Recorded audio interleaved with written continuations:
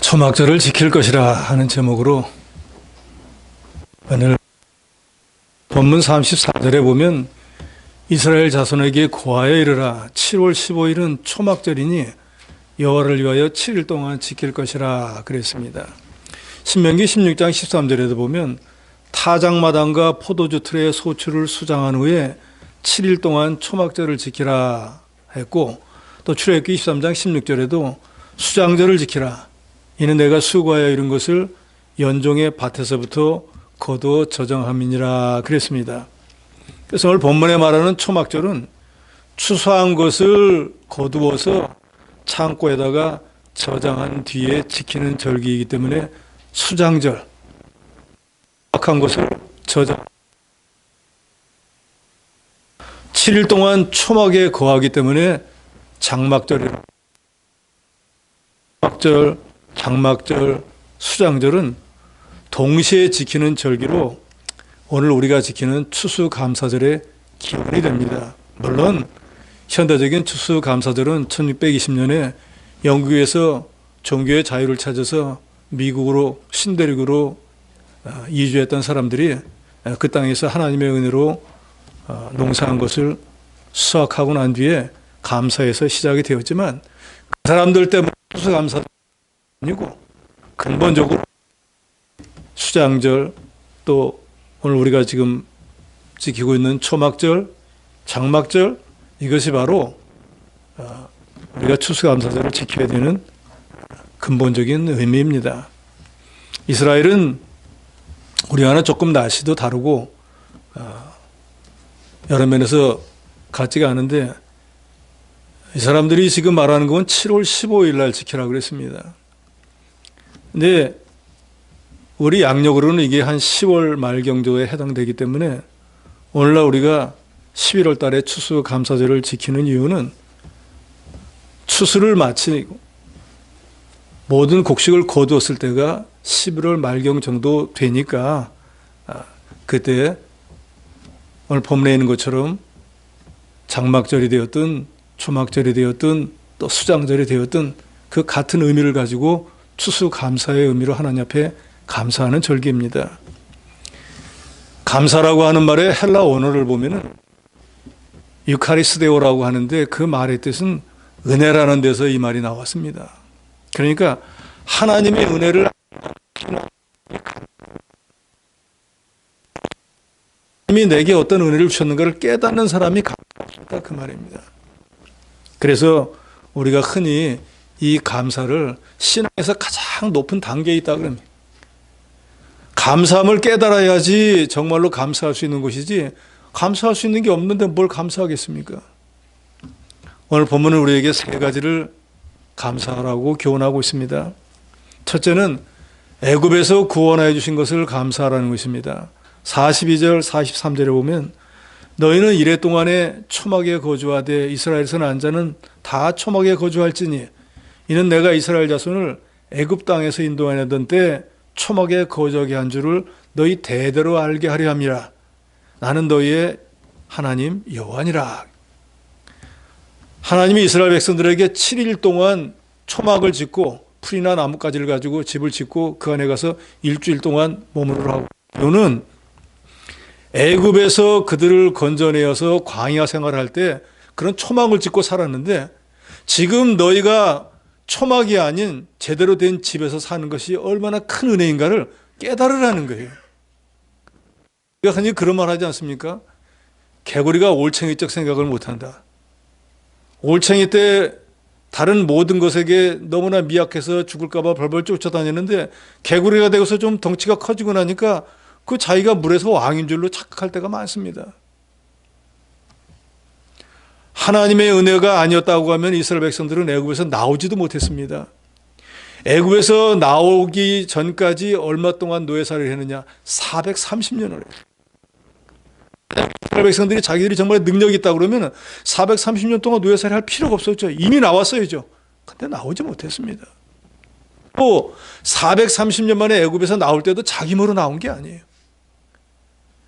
200만 명이 넘는 사람들이 애굽에서 나왔지만 그 사람들은 한 게 아무것도 없습니다. 모든 건 전적으로 하나님이 모세를 통해서 10가지 능력을 행사하심으로 이루어진 것이지. 이스라엘 백성들은 아무것도 한 게 없어요. 한 거 있죠. 원망한 거, 불평한 거.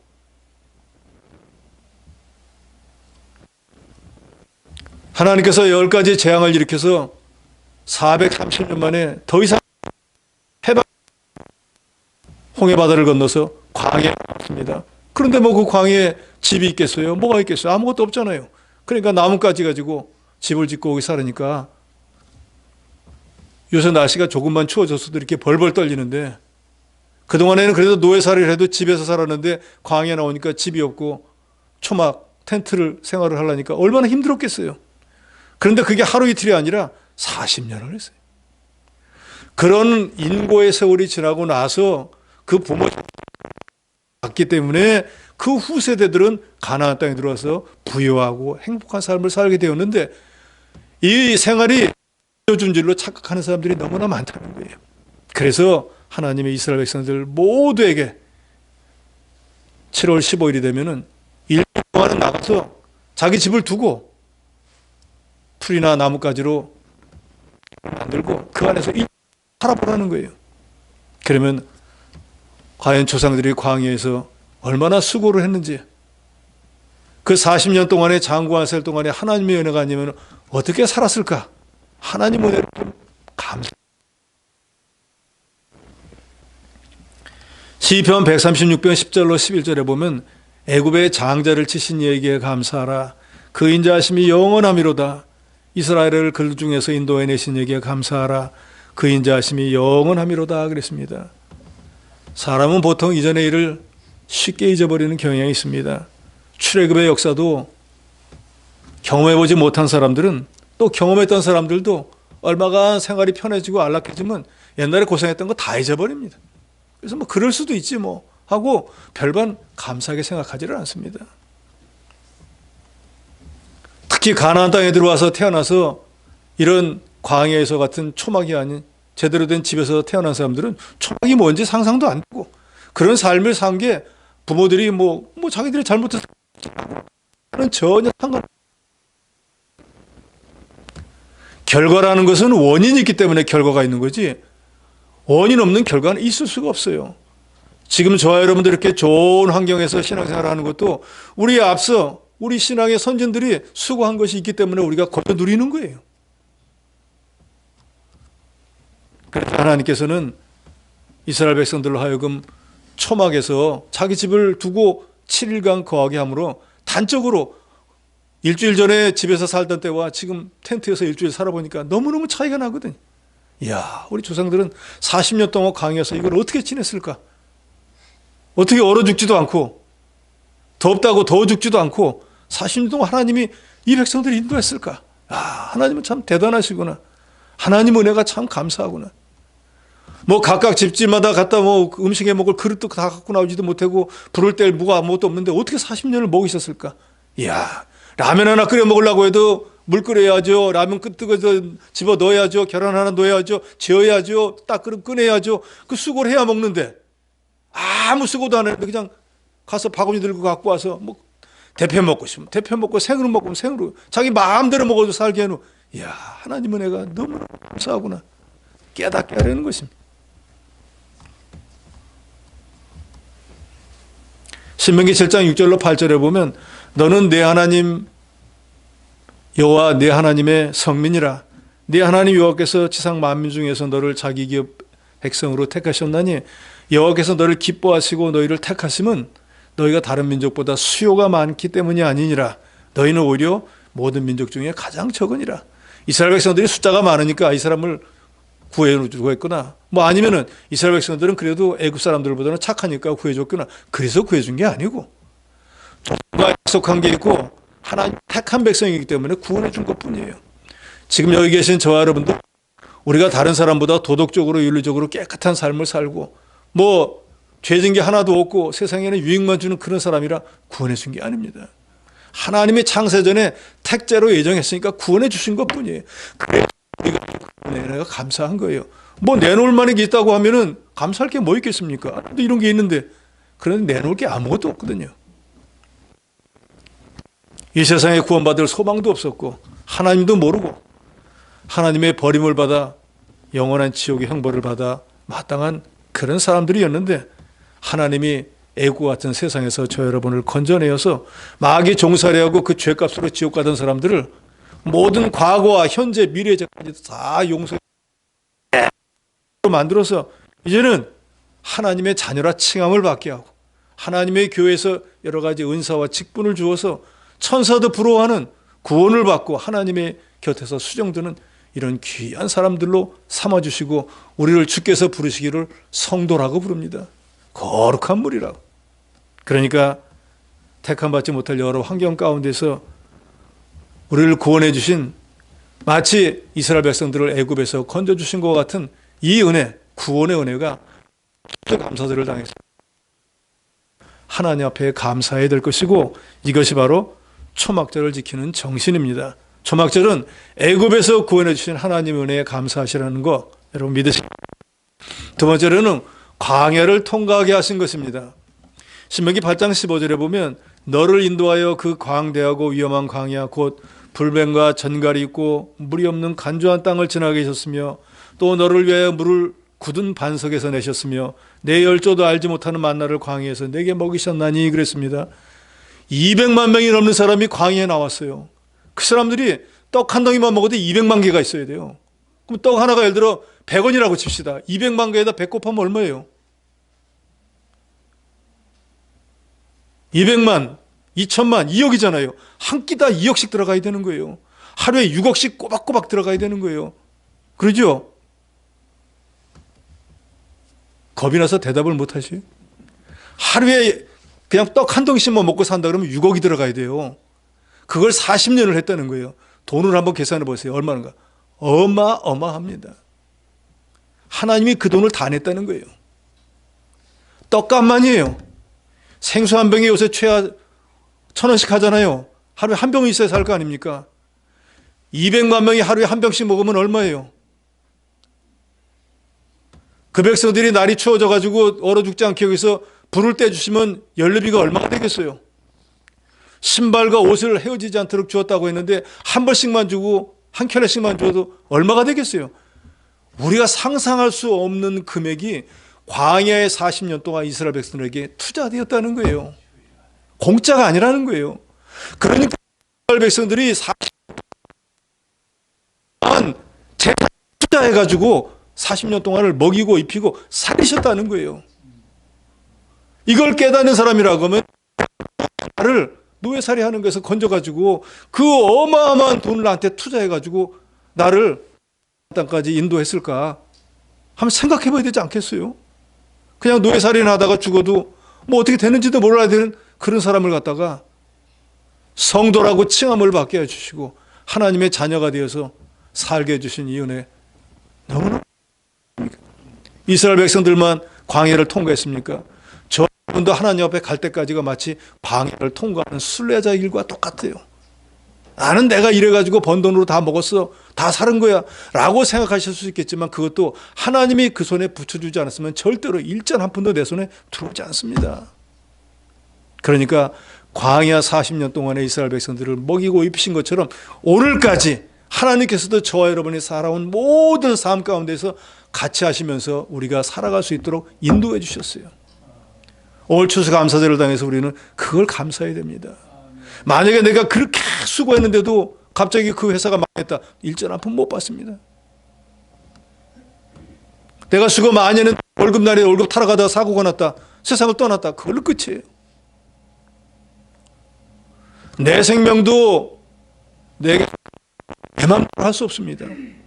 하나님이 주어지는 대로 우리는 그저 뿐이에요. 나보다 앞서 세상을 떠난 사람들은 나보다 미련하고 나보다 어리석고 나보다 배운 게 없어서 먼저 갔을까요? 아닙니다. 나보다 더 지혜롭고 나보다 더 많이 배우고 더 권세 있는 자들도 하나님이 데려갔는데 저와 여러분은 오늘날까지도 이 생명을 유지하게 하고 오늘 추수감사 예배를 드릴 수 있다는 거, 단순히 살아있다는 그거 하나만으로도 얼마나 감사합니까? 그렇지 않습니까?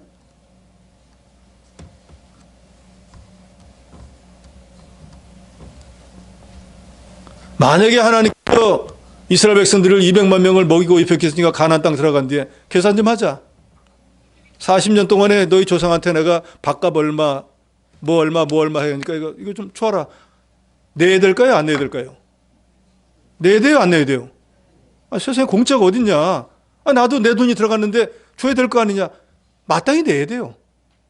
그런데 하나님은 그렇게 받지 않고 너희가 모든 것이 내 건 줄로 정말로 깨달으면은 내가 지나간 날에 쓴 모든 돈은 계산 안 하고 지금부터 버는 거에 대해서 내가 정말로 내 하나님이고 내가 은혜로 사는 줄을 깨닫는다면은 그거 너 번 거에 10개 중에 1개 그게 알고 나한테 맞춰봐라. 그래서 우리가 11조 생활하는 거예요.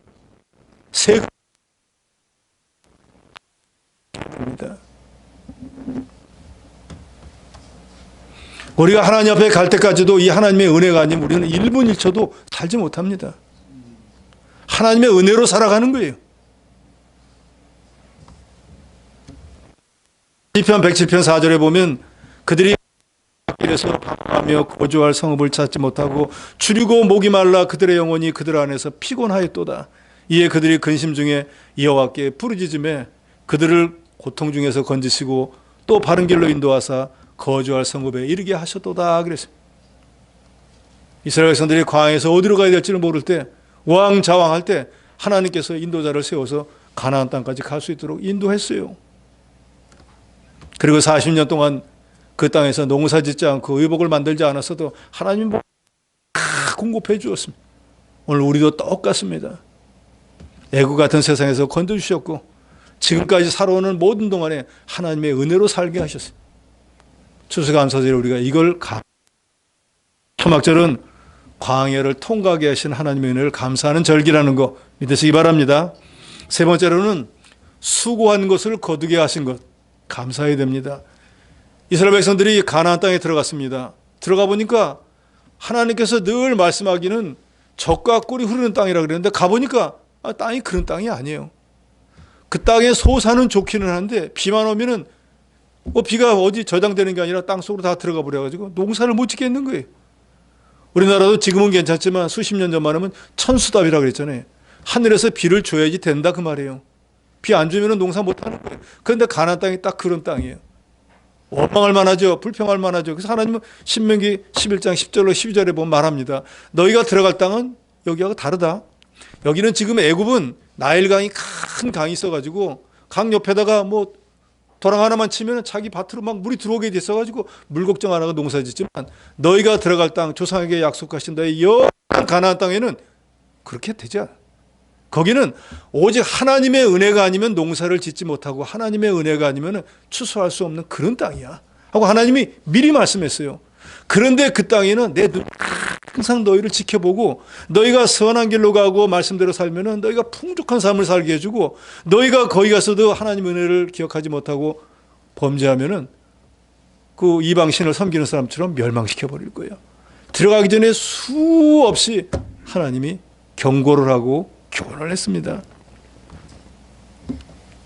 농부가 가을에 씨앗을 뿌려서 자기가 열심으로 가꾸어서 추수하지만 정작 그 심은 것이 자라나서 열매를 맺도록 하는 것은 저와 여러분은 할 수 없어요.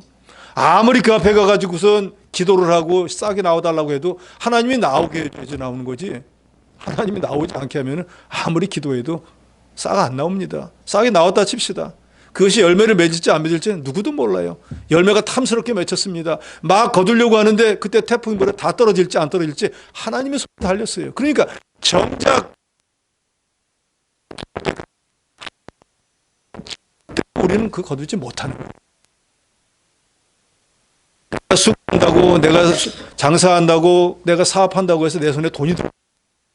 하나님께서 그렇게 되도록 역사에 주시니까 되는 거지. 그래서 우리가 무슨 수입이 되었든 내게 들어온 것이 있으면 그 농사가 농부를 지었든 기업가 사업을 했든 직장인이 직장을 다녔든 뭘 했든지 간에 거기서 받은 모든 소득이 하나님의 은혜로 된 것으로 감사하고 거기서 하나님 앞에 11조도 드리고 감사의 뭐도 드리고 여러 가지를 드리는 것입니다.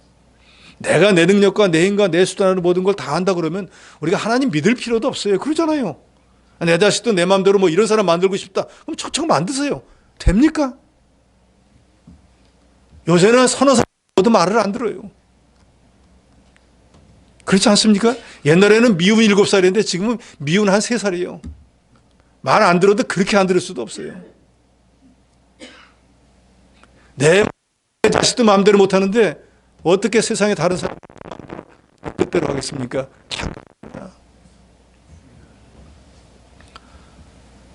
고린전서 3장 7절에 있는 말씀처럼 심는이나 모르는 일은 아무도 아니고 오직 잘하게 하시는 이는 하나님인 거예요.